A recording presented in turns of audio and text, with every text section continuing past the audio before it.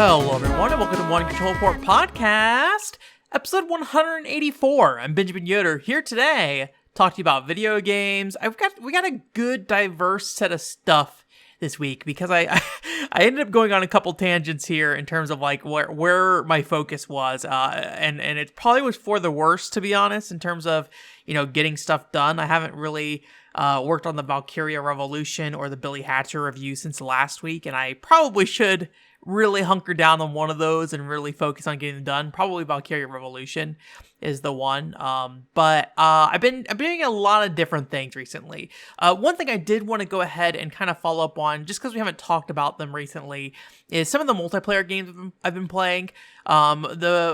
Probably the main one I have any sort of, I don't know if it's really an update on, but I have some additional thoughts about that have been kind of troublesome with the game, is the Final Fantasy Crystal Chronicles HD re-release.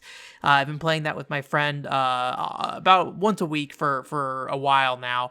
And so if you don't know how the progression in that game works, is that every person in your group needs to progress the story separately, but you can like work on it together. So basically, me and my friend, we've been focusing on my story progression for quite a while now, and we basically got me to the end of the game, and now we're focusing on his story progression and taking him to the end of the game at this point. The end of the initial game, I should say. So if you don't know, in that HD pack, they added like new missions and stuff, or kind of like harder versions of the current dungeons, to my understanding. I haven't done them yet, but to my understanding, they're just kind of like retextured and I think slightly altered to make them new dungeons, quote unquote. So we're still working on that. I think the one kind of ongoing issue with that game, like even more so than all the weird, like having to jump in and out of rooms, because of you have to like make a new match every single time you want to play with your friends. Although they are patching that, so now you can go between dungeons with friends. So if somebody sets up another dungeon, you don't have to leave the room and come back into it anymore. The big thing that game probably gets on my nerves the most about is just the menus, and it's one of those things where it's like, it's hard to say what's wrong with the menus. You just kind of know that they're not right. I'm playing on the PlayStation 4 release. And basically, like, if you don't know that, basically there's like a menu with subcategories on it, and then you go down to another menu after that, and that has like subcategories. And for some reason, just navigating this menu is just like really clunky and cumbersome in a way that I don't remember having trouble with in the original GameCube release. I might need to go back and like work with the user interface in the GameCube one to see if it was just as bad. I mean, obviously, if you're playing multiplayer, you have the Game Boy cable and you're connecting your Game Boy Advance to your GameCube and getting the menu on that screen.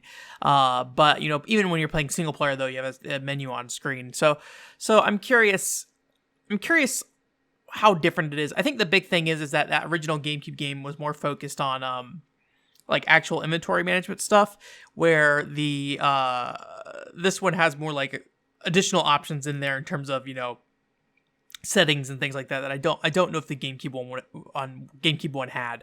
So I don't know what it is, but the menus have just constantly been a problem. Also, just like the set out together and some of the weird like room stuff in that game, like if you make a room like one after the other, they basically lock you out of making a room for a while, and then sometimes I'll like try to join as another player and it'll say this search isn't available right now or something like that. Or sometimes I'll get an invite and I don't get the actual invite message on my system, and then I have to go into like the like match search, and then it will like sometimes it'll surface the friend's room on there. Sometimes I have to put the room code in. Just a lot of really inconsistent stuff with that game. But overall, I think it's minor things. It's just kind of annoyances rather than it is like a true like, oh, this is so broken you can't play it. Obviously, if you're gonna play Crystal Chronicles online, it's the only official way. The GameCube version, you can do some weird stuff with that, to my understanding, but I haven't actually tried it myself.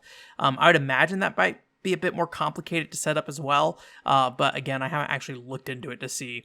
But anytime you're like running emulators online, I feel like there's usually some initial hurdle.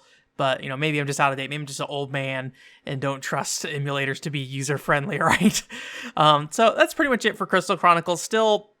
Still Crystal Chronicles so far. I'll probably talk about it a bit more once I actually get to the new content, which, I'd say probably in a few more weeks, maybe. I've also still been playing Overcooked 2. We're finally on the last DLC. I think it's called like Season's Greeting, maybe. We just finished up like the haunted something. No, not the haunted one. It was like it's like a circus one or something. So I think out of all the paid DLC for Overcooked, the Halloween one's the best because you get like the Horde mode, and I felt like the Horde mode was probably my favorite way to play Overcooked 2.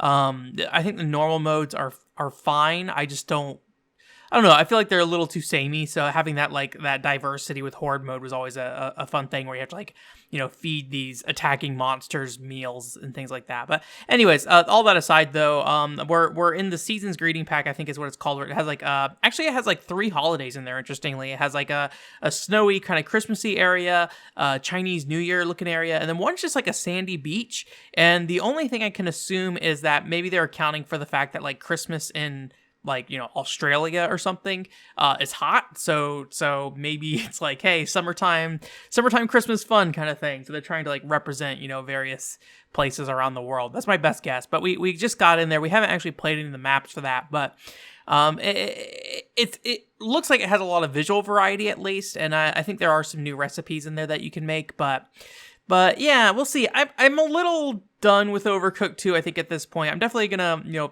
wrap up this last DLC or whatever with the group, but I think I can go a long time without playing Overcooked ever again after we finish this up.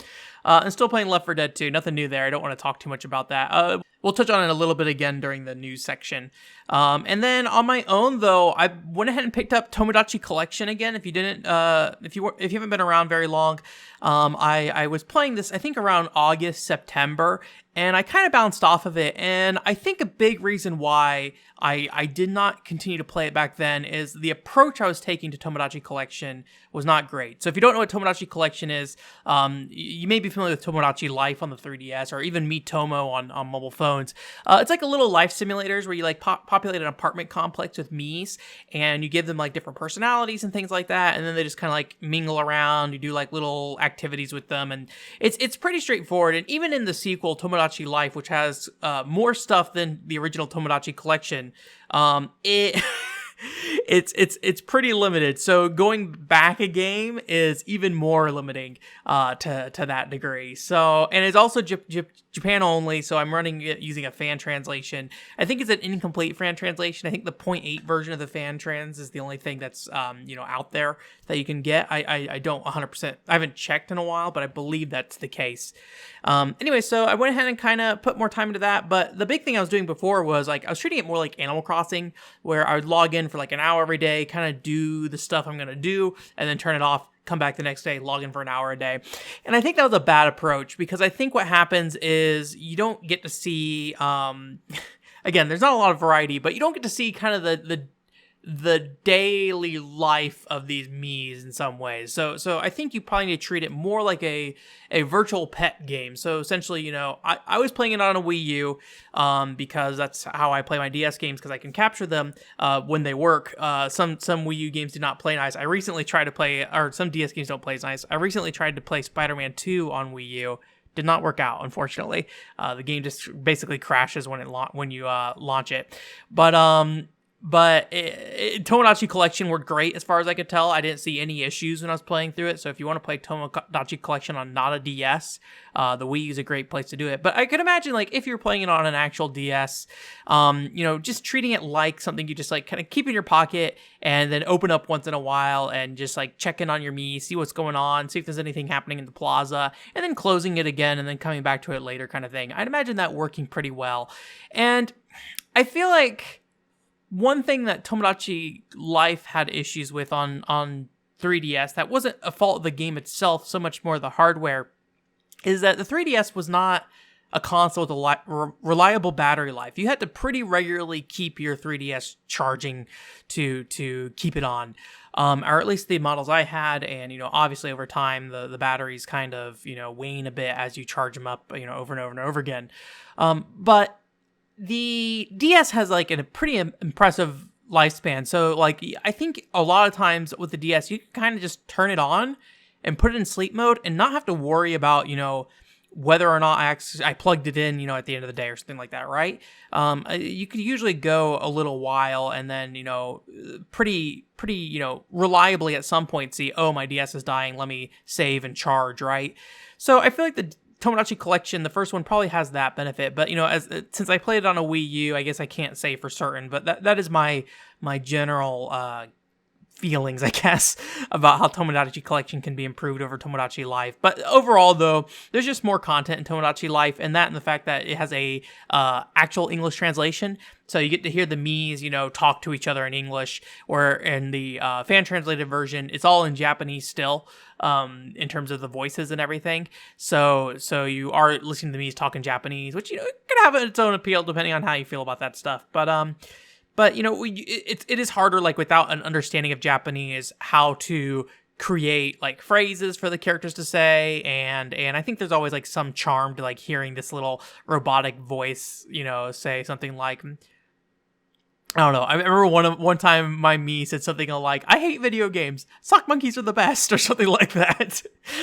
and it's kind of a funny little clip, right? Unfortunately, you can't record video on 3DS, so I just had like a screenshot of it, I think. So anyways, so I went ahead and basically finished that up. I was it's a little hard to know what your goal is in that game. I remembered in Tomodachi Life, your goal is to have a baby. In Tomodachi Collection, it seems like your goal is to get married. And once that happens, you get the credits roll. And the game's basically done. You can get a divorce in the game. At least looking at the soundtrack, there's a particular song for getting a divorce. I don't think I'm going to stick around to see if anybody gets divorced or not. But I think that's probably good. So I went ahead and did a casual review. So that's going to go up. I didn't realize how close Christmas is. Also, if you're watching the video version, there's a Christmas tree behind me, a cheap artificial tree. I have not put ornaments on it. It's pre lit with lights, but the ornament, I just got it from like Walmart, right? And I was looking at their little like ornament packs. I was like, I don't want any of these. I don't like any of these ones. So I was like, well, maybe I'll find some ornaments later, but it's also like only 2 weeks till Christmas, basically. So I'm like, am I going to do this? Am I going to get some ornaments for this thing? Probably not. Anyways, so basically the reason I talked about that was because the Tomodachi Collection casual review's going to go up on the 23rd of December. So you should see that then, a couple days before Christmas. But yeah, that's pretty much it for stuff I've been playing. Now, if you've been around a long time, I feel like I always am like, hey, if you've been around, here's some, if you haven't been around, let me catch you up. But I guess, as one person, I'm talking about a lot, like I'm continuing on things from years ago sometimes. In this case, yes, years ago. So if you didn't know, I built out the cutting room floor page for Final Fantasy XI a long time ago. And I enjoyed doing that. Basically, if you don't know what the cutting room floor is, basically it's a place that archives unused content. And Final Fantasy XI, the MMORPG, had very little documentation behind its unused content. You could find some forum posts and some YouTube videos, but it always bothered me that it was really hard to find reliable information about Final Fantasy XI, especially since there's a lot of weird speculation about Final Fantasy XI's unused content, and it's something that I don't want to be a jerk about it, but I kind of want to put my thumb down on sometimes. It's like, no, this is not like some area that exists somewhere in the world of Final Fantasy XI. This is some like test zone kind of thing, right? And so I'm probably maybe a little strict on that, into a way that some people might get offended. But yeah, so I built out this thing, and if you don't know, back then I was using a tool called Gnosis, to look at data. And unfortunately at the time, most of the old data in the game would just crash the tool I was using. It would just be like, I don't know, and die. Also, some of the things I was loading, it would show up incomplete. So like there was a map that I loaded that I could only get like some individual chunks and slivers of, but I couldn't see the whole thing. And I kind of stopped trying at some point because, I'm not a data miner. I don't know what I'm doing. I'm just throwing stuff in a tool and hoping it works out. But I did look at a lot of other files in terms of looking at their hex code and stuff like that. And hex code, I'm sure I sound super smart right now. Hex code, I'm sure that is not the word for it. But I was looking at the hex code back then, and I recognized that some of the maps, I could identify what they were based off some of their headers. One being snowfield maps. I recognize there's a snowfield map. I recognize there's another map that had a train on it. So if you don't know, one of the unused maps in Final Fantasy XI has a train on it, which there are no trains in Final Fantasy XI otherwise. So I found another map that had textures associated with the train. So like, oh, this map has train textures on it. So maybe they had a thought that like, these two maps would connect via that train that they put in the other area, and things like that. Anyways, long story short, I happened to be working on trying to pull some stuff from Industrial Spy Operation Espionage, which is the game we're currently streaming, and I wanted to see if I could pull some data from that game, and I actually was able to. I was able to pull some audio clips from that game, so I'll probably tweet about those a bit later of what I found, and like, I don't know if some of those audio clips I think might be unused because there are contexts that they would be used that I can think of. Like there's like a voice clip of the lady going like, game saved, game loaded. But I'm pretty sure when you save and load in that game, it just makes a beep noise. So I'm not sure where that would have been used, or where that would be used. But, I think we'll need more time with the game to see if those voice clips show up anywhere. So anyways, I was digging into that. And so I just happened to try to be messing around with some of the files in there, and I downloaded the latest version of Gnosis. And when I did that, I was like, hey, let me go check those maps to see if they load now. And sure enough, those old Final Fantasy XI maps load. So I can actually see what they look like now in this tool. So in terms of, it's very cool stuff, and I want to cover them in some way. The problem is obviously one controller port is not exactly a Final Fantasy XI online resource or something, right? I happen to cover it, but my channel is basically anything I want to do all the time, and it usually is just whatever my current interest is. Like, hey, I'm talking about PCFX games. Here's a bunch of PCFX content. Okay, Game Boy games. Now I'm gonna go talk about Game Boy games for a while. And recently, I've been thinking about I don't know what direction I want to go with the website in terms of. I feel like I would like to build more. I don't know if narratives is the right word, but have a more consistent focus for a set period of time, or talk about games more than just one game at a time, right? Maybe. So I've been thinking about that, but anyways, that aside, that's just something I've been thinking about. And then this whole Final Fantasy XI thing throws a wrench in there, because updating the cutting room floor page is going to take a very long time, and it would slow down the content on the website. And I also don't get a lot of feedback from the cutting room floor page, because it's just I put it there and then I have no idea if anybody's looking at it. Sometime I'll get a comment on it. And I think it's very good for stuff to be on the cutting room floor page, but the time and commitment to that, I don't know if I have the time and commitment to that right now. It should be on there. It'd be a good service to put it on there for sure. But I might do something that is a little easier to do in the short term, at least, and create a series of videos around those things. Because, I think anybody can go and look at these maps, but I think there's some things I want to kind of communicate about those maps, my understanding of those maps, some things that I've found when I was looking into them initially, and identifying what they are, and try to contextualize some of those.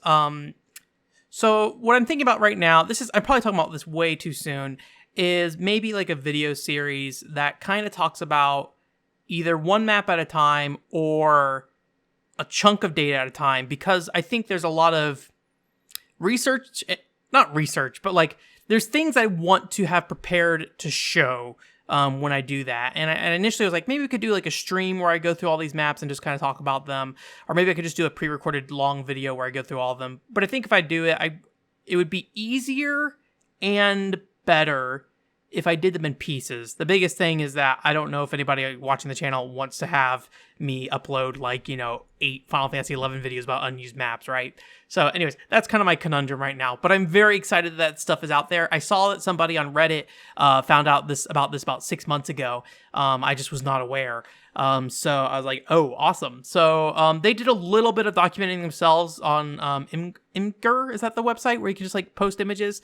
It's a little light on that stuff, but it is something that I think it would benefit if I spent a little more time formally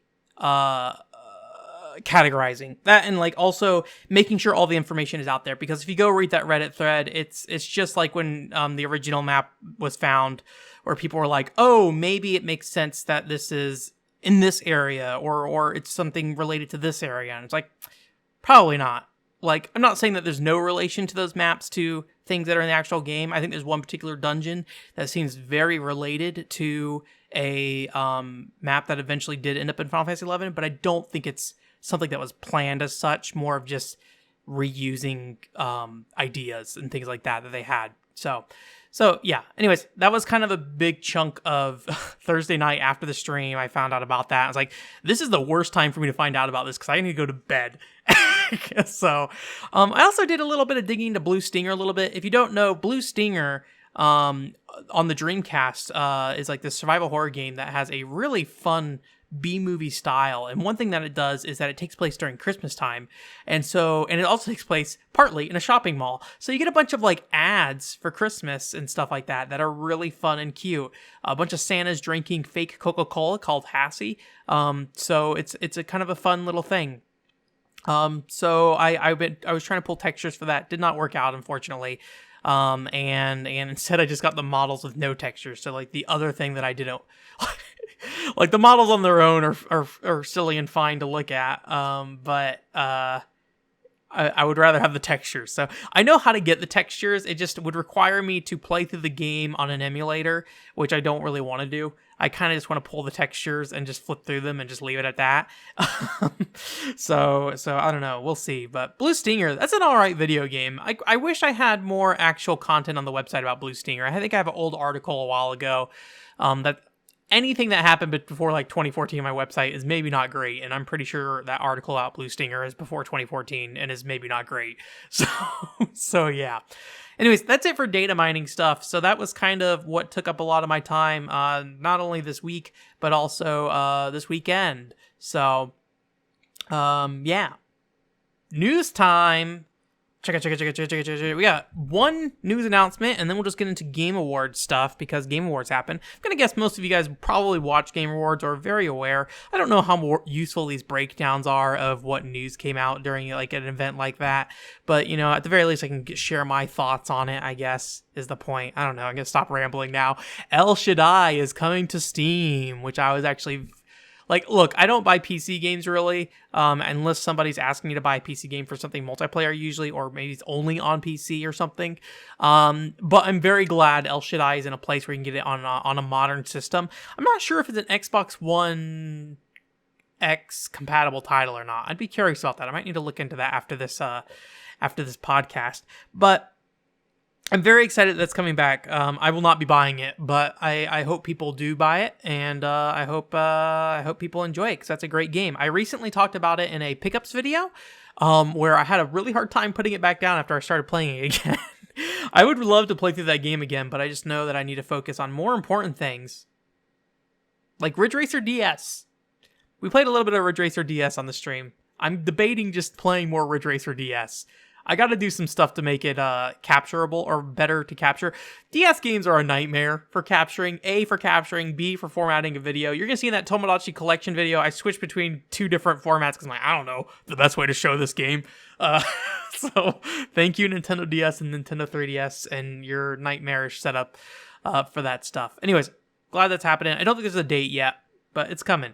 Anyways, for Game Award news, mainly just want to hit a few of the ones that I have some thoughts on. One big announcement that I think pretty much, is it a big announcement? I don't know.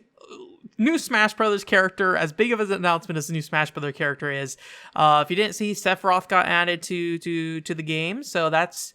I'm somebody who's a fan of sword-based Smash Brothers characters, so I'm very happy that they're adding Sephiroth in there. I want boys with swords, basically. Sword boys. Sword girls are good too. Are there sword girls? Lucina, but she's basically Marth.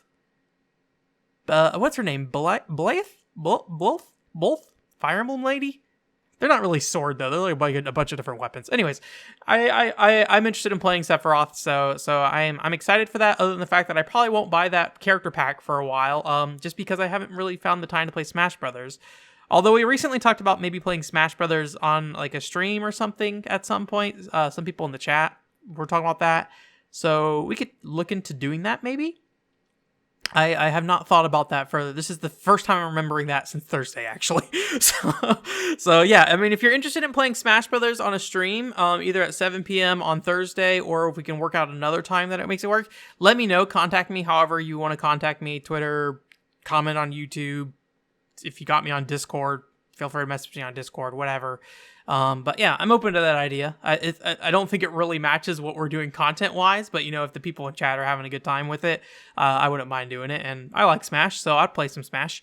It would be nice if it happens after my internet's better, though. That'd be good. Anyways, the other announcement was or not announcement, but there's a new trailer for Scarlet Nexus. I think that still looks good. I think that's coming out like mid next year, they said. So I'll have to see what my game schedule looks like at that time. I'm not really quite sure what the next year is going to look like, to be honest, especially with how bad this year went in terms of me getting through games. I might take it a little easy next year. That, and we still have to worry about Xenoblade Chronicles X. So we'll see. We'll see how things are looking mid 2021. One game I am really excited for, and I wasn't really sure how to feel about it beforehand, was It Takes Two. So if you don't know, It Takes Two is from the developers of A Way Out, which was a forced co-op game. So basically, even if you were playing online, you had split screen multiplayer going on. And so it was like this very cooperative story experience that they gave you, and it was just very I don't know the best way to put the gameplay, but it's kind of like a roller coaster ride with a lot of variety. And it reminds me a lot of B games, I feel like, in terms of quality. None of it plays great, but it's a fun game and it has a lot of heart. It does kind of fail a bit at the ending, but I think overall, the dialogue, the characters are all really fun. The voice acting is a little mixed. Anyways, but It Takes Two, they showed off, I think, at the Game Awards last year, and they showed a little bit of it, but there wasn't a lot of details at the time. And it was kind of about like these two, this girl who has her parents going through a divorce, and then I knew that you had to like play as these dolls to kind of like fix their marriage, but they didn't really have anything to show outside of some dolls running around, and I think the girl, basically mentioning the fact that her parents are getting divorced. But in this trailer, they had like the dolls bantering with each other. It seems very, very goofy and fun, just like A Way Out, but in like a different style.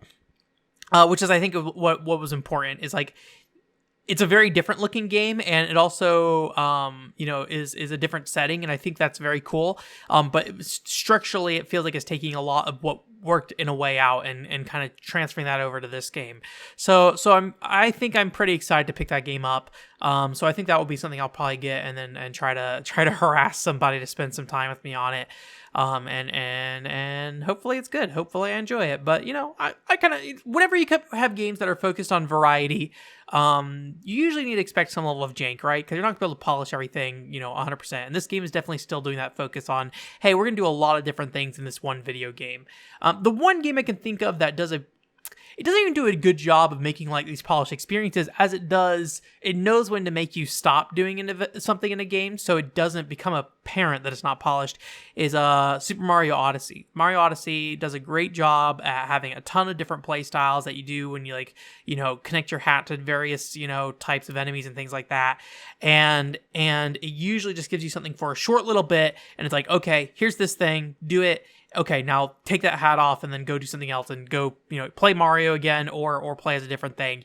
And usually if you try to play, like say you possess the T-Rex and if you try to do more than what they're asking you to do, it becomes very apparent what the limitations of that T-Rex are and kind of how bad it can feel. But they have this very hyper focused, path that you're going through essentially, or like goal for you to achieve, and the moveset is built for that goal that you're doing. So it works really well. I'm not a big fan of Super Mario Odyssey, but I'll always give it that they mastered the balance of variety to polish, and when they couldn't polish something, they knew how to present it in a way where you were not aware that they did not polish it. And some of the things that were more long-term skills, I think they did spend the time polishing, like the octopus thing where you like go around as an octopus and it has very Super Mario Sunshine like mechanics. And then when you like are a cheap and you're swimming underwater, because that's just, a large part of that game is that. So I think they really want to polish that up. So don't know why I'm talking about Super Mario Odyssey right now. Well, I know why I'm talking about Super Mario Odyssey, but probably don't need to spend this much time on Super Mario Odyssey while we're talking about the Game Awards in the year of 2020. So yeah.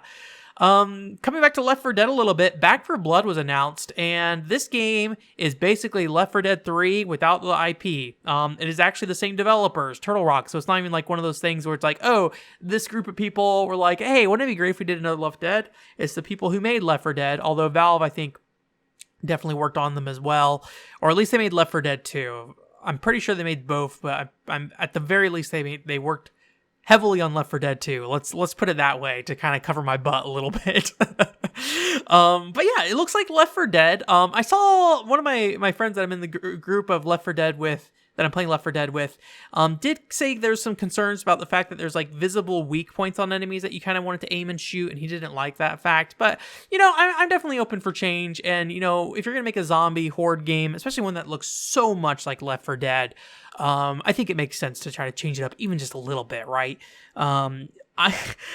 I'm still of the mind that Left 4 Dead does not feel like a good shooter. It feels very loose and not like something that you are going to be particularly accurate in. So if they're going to start asking you to do things like shooting particular parts of a body and things like that, I really hope they take the time to kind of refine those controls and make it feel a bit tighter. But you're really going to have to find a balance because, Left 4 Dead 2 at least is very much about controlling a mob of enemies, right? And you need to be able to quickly swipe between a hole, or like basically spray, so you have a wall of bullets going at a group of zombies in front of you. So yeah, I think it looks good. I don't know if I'm excited to play it, especially since I'm enjoying Left 4 Dead 2. I'm not loving it. I think it's not that I don't, and it's not even that I don't like Left 4 Dead 2 or anything. I think I'm just surprised that it feels not as good as I expected it to, given how popular it is, which it's just one of those things that my expectations were this, and it turned out to be this. And in some ways that makes it more interesting for me to think about, because then it's like, well, why is this game so well regarded, and why does it control this way? Because if it just was like a good shooter or something, then I'd be like, yeah, I mean, shoot, man, shoot. Same way I feel about Super Mario Bros. 3. Played Super Mario Bros. 3, it's like, I don't know, Jumpman jumps, I guess. That's something he does, and he did it good in this game. The one game that everybody's like, hey, this is the one game where Jumpman jump feels really, really good in 2D. I'm like, yeah. I think there's like, I don't really know what the current, I don't know why I keep coming back to Mario. I don't know what the current climate is between Super Mario Bros. 3 and Super Mario World fans. I know there's a while there's like some tension between Ocarina of Time fans and Link between A Link to the Past fans for the Super Nintendo. I felt like there's always just this argument of like, which one's better? But maybe just the real answer is I'm just out of those circles now, and I don't know who's arguing about what anymore. Or maybe they're just too old that nobody cares. Well, people care about those games, but nobody's arguing about if OOT or A Link to the Past are better. They're both just old video games now, right? But yeah. Anyways, I will say one more thing I want to say about Left 4 Dead before we move on, and Back 4 Blood specifically, is I really think it is important this game is being made.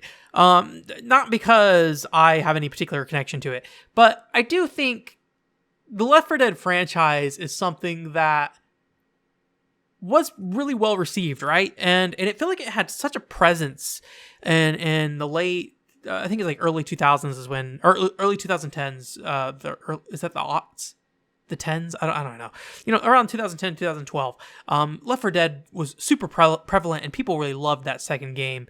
And it's just kind of surprising it's been so long without it. And the big answer, I think, is that Valve just doesn't make video games anymore. But it's kind of crazy that I feel like no game has really kind of filled those shoes still. There's definitely games that are wave-based horde games, but I don't know if anything's really ever caught people's hearts like Left 4 Dead 2 did.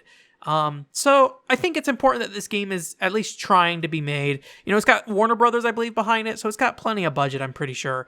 So I don't think we're going to get something that's like, kind of iffy. I think you're going to get a really solid sequel to Left 4 Dead 2. If it's different enough, I don't know, but I think it's important this game's being made, as much as I don't personally care about it that much. Speaking of games that I don't personally care about that much, Perfect Dark got announced, but I am going to talk about it mainly because of the fact that no gameplay was shown off. So they showed off this trailer for Perfect Dark, and if you don't know, I don't know why I'm explaining Perfect Dark. Although you might not know what it is. Like a stealth shooter from the 64, and then it was also a Perfect Dark Zero in the Xbox 360. Yeah, 360 Xbox, and then they like remade the first game. Anyways, I've never played a Perfect Dark game, so I literally don't have anything to say about Perfect Dark as a whole, personally. But it's just, it's more of a commentary about Microsoft as a whole right now. If you didn't see Halo, I think Halo was officially delayed till fall 2021 at this point. So it's going to be a bit. And the Xbox doesn't exactly have that many titles coming up in the near future to really fill that gap. And I think there's this feeling that I have all the time that, and I think this is a general feeling that I've probably had since like 2015, if not earlier, of like, this is the year that Microsoft's going to show us what they're coming up next. Like, they're going to have their CG trailers, and we're going to start seeing what the future of the Xbox lineup looks like now, kind of thing. And I feel like every year is somewhat like that, but every year ends up being like another purchase on their part. So they like, we bought stuff this year and we're not going to show anything. And I feel like they've been doing that for the last couple of years. And Perfect Dark being a CG trailer is just like, oh boy. Like, I guess because there's such a need for Xbox to have an exclusive like right now, having something that's in, I don't know if they gave a date or year or what, but like something that's so vague right now that we don't even have a look at what the gameplay looks like. Announcing something like that for the Xbox right now just feels like not something I want to be reminded of. Just like, this game's coming out in maybe 2022, maybe late 2021 if we're lucky. But it's a little weird to show that trailer, in my opinion. I get it, but I guess there are more concerning issues with Xbox right now than what's coming in 2 years, right?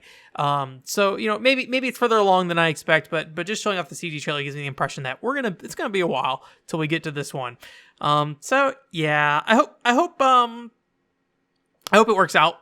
I'm always happy of healthy competition, and I'm also always like, right now I feel like what Microsoft's doing on their console and their policies and things like that is great generally. I'm sure there's things here and there that I'd be upset about. But it's just like, oh boy, like showing me this game that's going to be my years and years away. Admittedly, I will not play most of Microsoft or Sony's first party, so it doesn't really matter to me personally, but just like thinking about it from a, like console war kind of thing. If you want to call it console wars. Do people call it console wars anymore? I don't even know. And the last thing, and this is kind of the same vein, Bioware announced Dragon Age and Mass Effect. I need to go back. Actually, I should have watched this before I pulled up the podcast. I don't think they showed any gameplay for Dragon Age. I think it's just like a trailer, right? Or a story trailer. May have been CG only. I'll need to go back and look. And then they showed that Mass Effect trailer, and they're like, oh, there's another Mass Effect coming. And it's just like, I don't know if Bioware has the clout at the moment to really show those trailers off without much to back them up and be like, okay, get excited, right? There's just, between Mass Effect Andromeda and not Apex, what is it called? Starts with an A. Their multiplayer shooter thing. I'm blanking on it. Anyways, their multiplayer shooter thing that kind of was competing with Destiny. It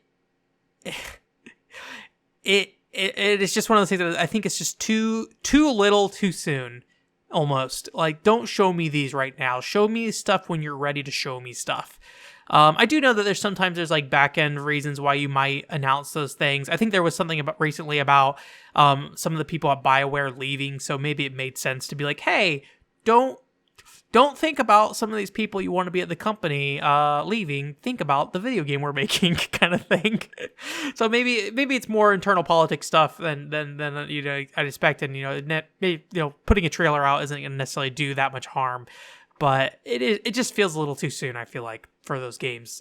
They need to prove themselves first before people can really get excited for that, I feel like. But hey, I'm sure there's people out there very excited. Anyways, that's it for the Game Awards stuff. This went on quite a bit longer than I expected, so we'll go ahead and wrap up here real quick. If you don't know, onecontrollerport.com is the website. I have a Wii Ski and Snowboard casual review going up this week. So if you're curious about Wii Ski and Snowboard and my feelings on that, go check that out. If you haven't watched my original Wii Ski quick play, I'd recommend starting there because my feelings on Wii Ski and Snowboard and my disappointment with it derives heavily of what that original Wii Ski game was and how Wii Ski and Snowboard kind of meddles with it a little bit. Or I would say meddles with it with a little, it meddles a little bit, but it does a lot of damage with that little bit of meddling, I feel like. So Wii Ski and Snowboard is not a bad game. It just doesn't, it's not as good as the original one, and it's so weird because it's almost like a better game overall. It's kind of like how No More Heroes 2 is a better game than No More Heroes 1, but No More Heroes 1 is the No More Heroes you want to play, right? Like, there are reasons you want to play the original No More Heroes, where No More Heroes 2 is just, there's things about it that are problematic. Not really problematic, I don't want to say it like that, but No More Heroes 2 has some issues in terms of storytelling, dialogue, bosses, and things like that. Yeah, I guess that's the end of my No More Heroes comparison. So yeah, Wii Ski and Snowboard, that's going up on Wednesday this week. And then also last week I had a Dragon Marked for Death quick play go up. So if you want to see me talk about Dragon Marked for Death, go ahead and check that out. I will say, if you are a fan of, Inti Create games, so Gunvolt, Mega Man style, like Mega Man Z specifically, ZX as well. Dragon Marked for Death is the same developers, and that game feels, in a lot of ways, very similar to how those games feel from a character perspective and how they control. I think it's worth looking into, even if you're not a huge fan of like action RPGs. This game might turn your mind a little bit if you're more of like an action platformer kind of fan. So, yeah. And then we're just going to keep streaming some Industrial Spy Operation Espionage for now. Around Christmas time, I'm going to do a Christmas stream. I don't know what day it's going to be yet. I do have a plan for that. I won't talk about it yet. Let me spend a little more time thinking about what I want to do exactly, but I'm pretty sure I've got a locked-in plan for that. And then after that, we're going to take a break from Operation Espionage and play something else. I don't know what that other thing is yet at the moment, but we'll get there. In terms of content coming up, it's really just that Tomodachi Collection video probably, and that's probably the last piece of content you're getting this year, outside of maybe like a year in review post or something. So I'm sorry this last couple months have been kind of the more casual content. It's definitely easier to make, right? And I've been I feel like I've been in a mood to play games recently and kind of plopping out those reviews, especially if it's a game I don't like. Tomodachi Collection is a game that is close to my heart for a lot of reasons, but not because of actually playing it or talking about it in a way that I think a featured video would really make a lot of sense.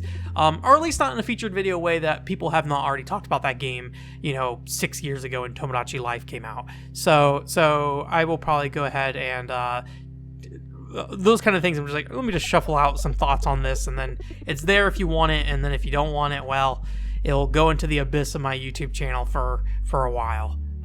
So yeah. Anyways, I'll shut up now. Thanks for coming. OneControlPort.com is the website. If you want to come to the stream, that's at 7 p.m. Thursdays at Pacific time on Thursday. I already said Thursday. But yeah, otherwise, have a great week. Bye.